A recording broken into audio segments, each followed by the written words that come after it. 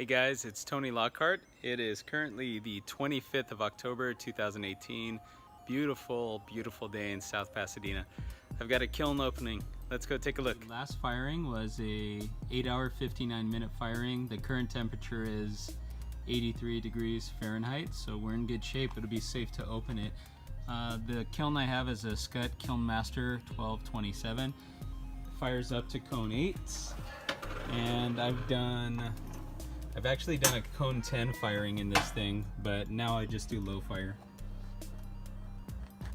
So far so good. A lot of gorgeous, gorgeous pots. A little bit of crawling right there, but it still looks pretty nice. Maybe I'll keep that one for myself.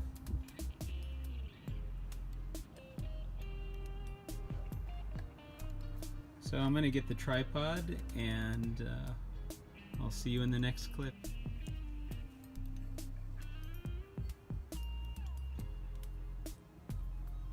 Looks like a little bit of kiln wash is stuck to the bottom, so I gotta fix that. I'm gonna probably have to sand that down.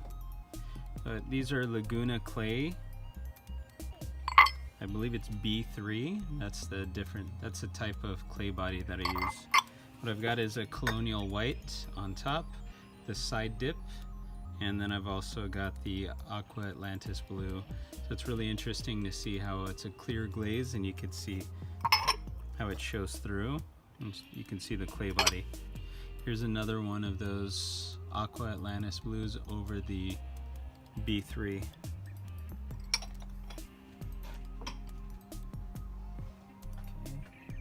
There's a little tiny coffee cup. This is probably about 6 ounces.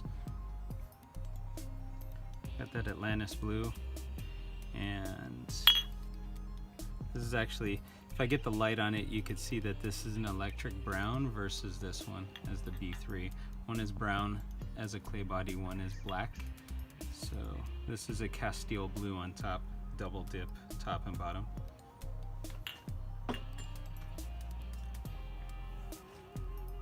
This is a chive green from the Moroccan sand glazes. It's a little tiny bud vase. It's really nice. Here's another bowl. I believe this is Castile blue on top of some type of an electric brown. And here's another. This is a Castile blue on top of a B3.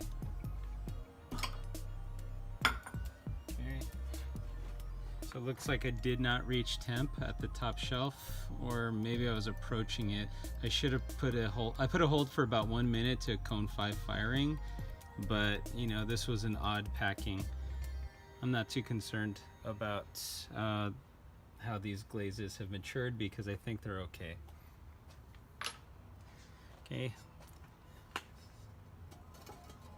very carefully remove this shelf. Got a lot of these other kiln posts, so I'll get these guys out of here. Then we'll examine the results of the other pieces.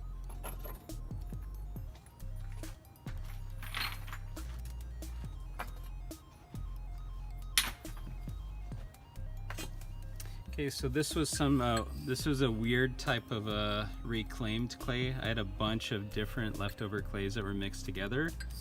You can see some of the marbling that's happening over there. Did like an angled dip, so I'm not sure if the camera can pick it up, but there's a strong line right here and there's a different thickness of glaze. This works nicely. Probably put this in my classroom and use it as a, I don't know, maybe like a cup for paintbrushes. Nice little planter, the side dip. Not sure what that is, but it looks nice to me. I really like when the glaze overlaps because you've got this satin appearance and then you've got this gloss. It does something really nice on the, I guess, on the transition point between the two. It's a little tiny bowl, a little bit of kiln wash stuck to it, so I'm gonna have to go and grind that down and polish it as well. Real pretty bowl.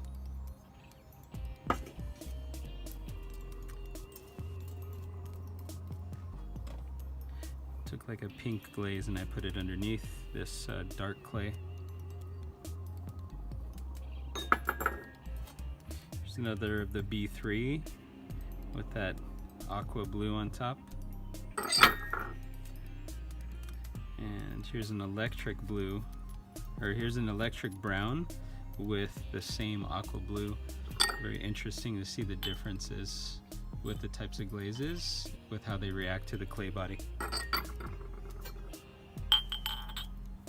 Okay, these guys are the same material, so is this one.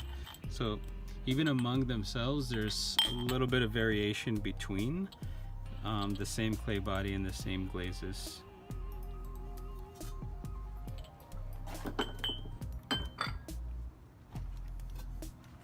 Okay, so here's a chive green on top of that B3, that black. There's another one.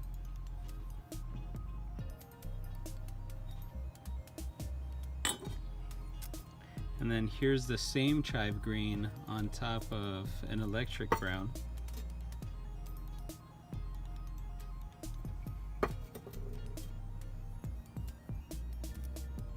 And then finally, here's that chive green on top of a speckled buff.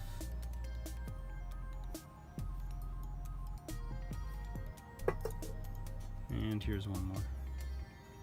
Chive green on top of a speckled buff.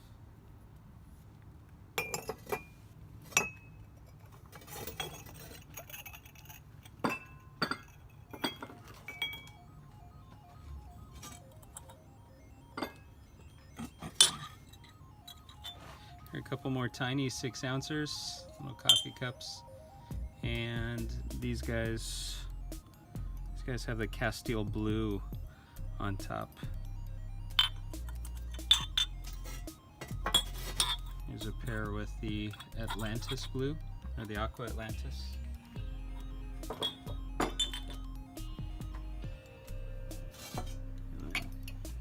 So here are a couple bigger mugs. The previous mugs that I was showing you were all thrown with 3/4 of a pound of clay.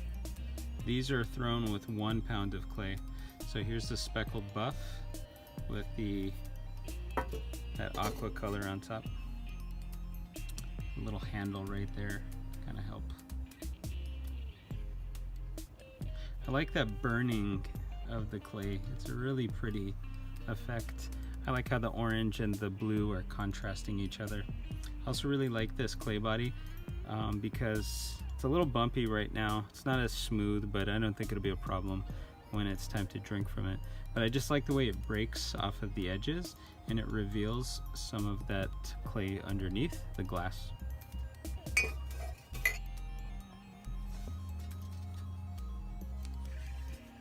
Just a couple things to kind of point out. See little pieces of glass left on top of the kiln shelf. So these are things that are going to have to be cleaned up because they can be problematic in the future.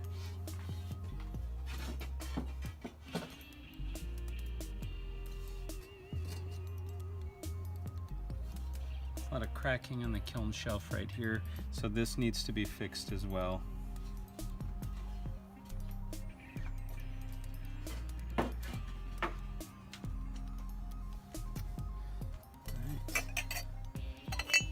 Looking pretty good. Couple of mugs, a little bit of a problem right there. Might have been some oil on my hand when I touched that, or some kind of an issue, so it didn't attach properly, but it looks pretty good altogether. There's another one. There's that pink glaze underneath. It's a nice little surprise. Just a little vase. Nice breaking so you get a different color. You just see that beautiful speckled clay body underneath.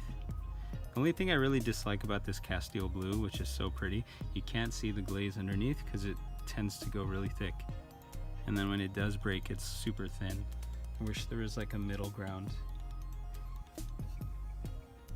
Here's another vase. This is a faceted jar. A little bit of that aqua blue on the outside.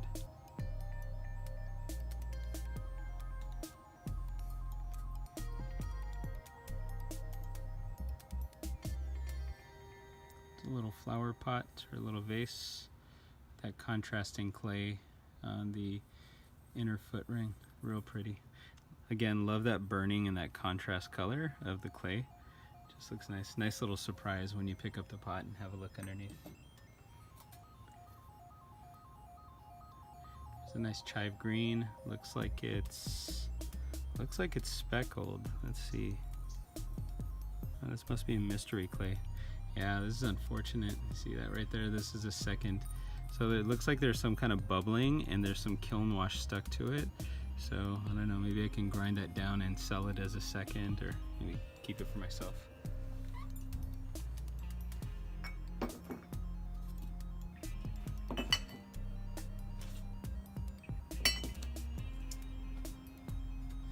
Okay, more of those B3 tumbler cups.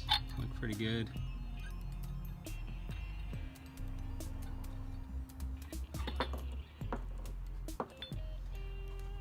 So one of the things I've been noticing about this craft of pottery that I've been working with, I love making stuff. It's just so enjoyable. It's great to see these results. However, in order to get good at this, you have to pump out a lot of work. And I don't know what to do with all this work. Not really a salesperson. So it's tough for me to try to market myself and to get on social media and stuff like that. Because a couple years ago, you never would have seen me, putting my face on YouTube and trying to, share my process. But I guess that's just something that needs to be done. Like if you wanna practice, you need to have a place to put this stuff. I can't just throw it in the garbage. Looks like there's some crawling or some kind of pinholes underneath. Interesting texture. So what I'm gonna do with all these is to sell them at a craft fair. I actually found a craft fair with I think this is Castile blue on the outside of that B3. I found a craft fair over here in the South Pasadena, San Marino area. So on this Saturday, I hope it's well attended. I'm gonna actually have my first try at setting up a booth and I guess talking to some people and getting some feedback. And yeah, hopefully I'll take this stuff there to the craft fair and I won't have to lug it back home. One of the other things I plan to do is maybe start some kind of an Etsy shop, but I don't like the idea of shipping a bunch of stuff because it's just really wasteful. A lot of packaging and stuff like that. Okay, here's a little something I made for myself. A little tiny cup that I'll use to mix water. I put in some kind of a slot right there so I could rest my paintbrush at the top, and even signed it and put the date. So I was thinking about stamping my name into some of the work, but maybe not.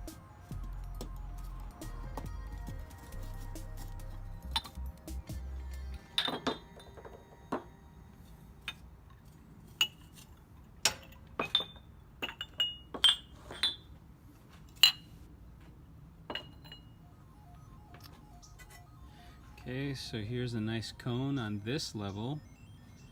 So this is an Orton self-supporting cone, a 5 cone. So that is definitely matured. Might even gotten a little too hot. And then here's another one on this second shelf. So this one is definitely in good shape. It's another mug. There's another flower pot.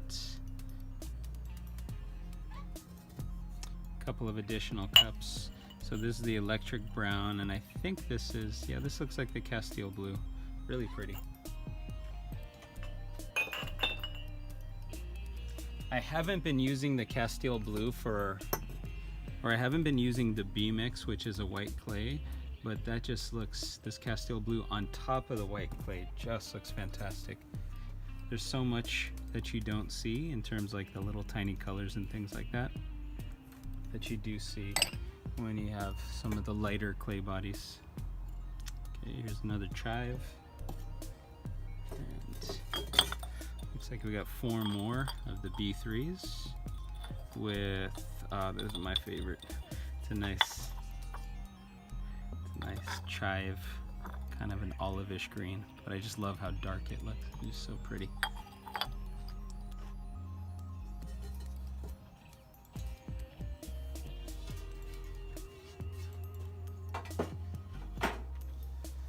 Alright, so looks like we got a layer of bowls.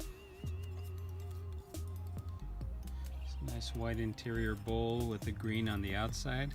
A little bit of kiln wash and a little bit of glaze stuck to that. Pretty sharp. I waxed off the edge of that bowl so you get that exposed rim. It's real pretty. Just 3 for the price of 1. I think some glaze got actually flecked into there. Tried to scratch it off, but it didn't work. But I'll still keep this one for myself. It's a good candy bowl. Here's another interior with olive exterior. This is from a previous project where I had a bunch of different clay bodies. So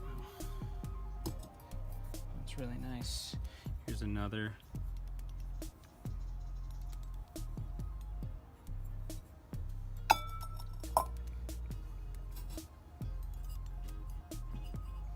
Yeah, looks like a little crawling. It's a shame. This one's probably gonna get smashed.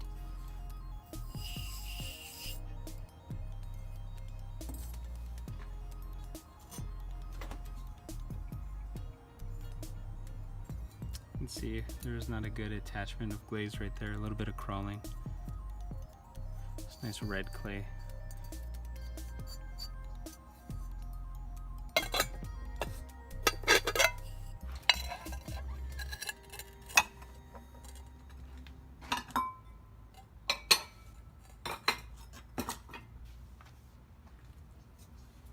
I have a couple of extra planters, so not sure what this is. Be some kind of a mixed clay, but yeah, this is definitely the Castile blue. A couple little tiny holes for drainage.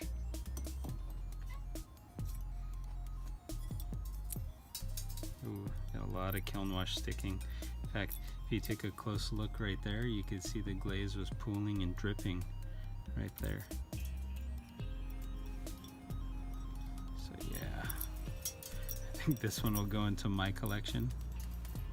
Again, notice all these flecks of kiln wash. This is another reason you're supposed to vacuum out your kiln every time you use it, because you know the user will definitely get some of these shards in there, but your elements will collect a lot of dust also. So it's a good idea to wash everything down, or not wash everything down. Pardon me. Vacuum everything up. It's a nice medium-sized bowl. It's probably thrown with maybe a pound of clay, maybe a pound and a quarter. That nice little contrasting color glaze on the bottom. It's bubbling. I don't really care for that, so I gotta figure out what the deal is. Maybe I need to mix it better. Okay, here's another one. This one has a speckled buff. That same gorgeous green. Looks like a little bit did not attach right there. It's still a pretty bowl. It's really nice. And there we go, we got one more. So this is an electric brown bowl, and it has, yeah, this is the aqua color on top. Really nice.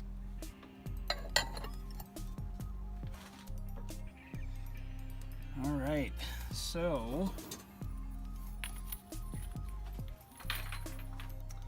I'm fully expecting the last shelf, or the last set of pots, to be a failure.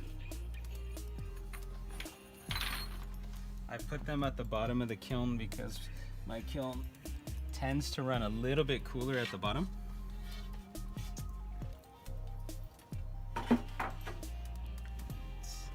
Yeah, I can already see something that's problematic. There's one of them that's warped a bit. I was convinced that the bottoms would drip and stick to the kiln shelves, so I elevated them. I decided to elevate them. And sure enough, oh boy, look at this guy. Oh my goodness. So clearly I did not rest it where it needed to be on this section right here. I rested it on the glass. So I don't know, kind of looks like Mickey Mouse. But the combination looks a little pretty. I like that. I like that transition between the white and the blue on that brown. This is the electric brown. It's a nice bullseye. But yeah, you can definitely see the warping that's happening. Oh my goodness. I almost want to edit this out because this is embarrassing, but I think this is a good testament to what I tell my students. You have to practice and you have to make mistakes. You have to continually try with the art that you make. So it turns out it was not a good idea to elevate this guy as well and to put this guy on some stilts. Because as I'm holding it up, notice the inside part has sagged considerably. So let's see, there's a little bit of a warp right there. It's pretty, except it's not very functional at all. Very problematic. So I think what I'm gonna do is to make the feet or the foot rings a lot taller and probably use a little bit more clay when trying to do this. I'm still trying to figure out how to throw platters or plates anyways, so maybe I'll just go watch a bunch of videos. Yeah, this one for sure is gonna get smashed also. So, let's look at this guy. Well, that one worked out nicely. If you can see the posts over here, definitely some of it broke off onto the plate, so let's see what happens on the bottom. Yikes, ouch. A little bit stuck there. However, this is looking pretty solid. I don't see any warping. This is a poor application of glaze right there. You can see a little bit of a crack, a little bit of a cracking right there. This is basically an experiment. I wanted to put in some kind of an integrated salsa bowl, but not make it too tall. Wanted it to be like the size, you know, the height of a regular plate, and just to put some lugs or some handles on the end. So, well, it was a good learning experience. But again, like, you know, you have to learn from your failures. That's at least what I tell my kids when they're doing my drawing, or their drawings. Okay. This was a wax resist. So interesting to see how that turned out. It's nice to see the discoloration and the burning of the clay. I like how you can see the brush stroke that's in the marks as well. Looks really pretty. Very poor glaze application, unfortunately. This is definitely too much, and you could see how bubbly it is. But this turned out all right. I like this. I think I'm gonna go and experiment a little bit more with the wax resist in the drawing because, you know, these swoops are really pretty. I also like how sharp the edge is on the transition between the clay and the glaze.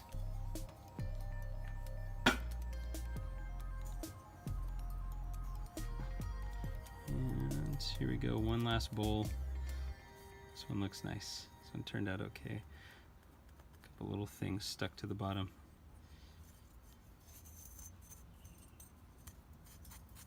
Some kiln wash to flake off. So this is not sure which clay this is. This is again from the previous project where I tested a bunch of different clays, and I got the colonial white with the chive green on the outside. Okay, and then finally, two little prizes just for me. So I made a speckled buff, some little cone base. Basically dipped the bottom into Castile blue, let it dry for a day, and then I dipped the top into the colonial white, and I held it at an angle. This thing turned out gorgeously. Oh my goodness. So I'm gonna make like a couple little origami flowers and then put them in after I stick them onto a stick. And here's something else that I made, a little functional piece. So this guy is going to be a toothbrush rest, and there's a little spot for my wedding band. I'll just take off my ring. I don't like to wear my wedding band at nighttime. So what I'll do is take this guy, take my wedding band, and then drop it right there. And it should keep it safe. And then I can rest my toothbrush right there. And there's a little bit of a dip, so that will help it collect any toothpaste. I dipped these on purpose with the same glaze so that they would match. A little mosquito flying around. So different clay bodies, however, we have the same glaze combination. Notice how this one looks when you look at the center color. Again, this is white over the Castile blue. It's the same case over here, but when you look at the two, there's just a little bit difference, a bit of a difference. This one has more of a grayish tone to it, and this one has more of the blue that I could see through. It's pretty interesting. So, you know, just looks nice. I like these. So, next step is for me to go and grind all these guys down, smooth them out so they're nice and polished, and then I'll stick them inside the dishwasher, clean them up, and they'll be ready for sale. Hey, thanks for hanging out and watching this kiln opening. You have a good day. Bye-bye.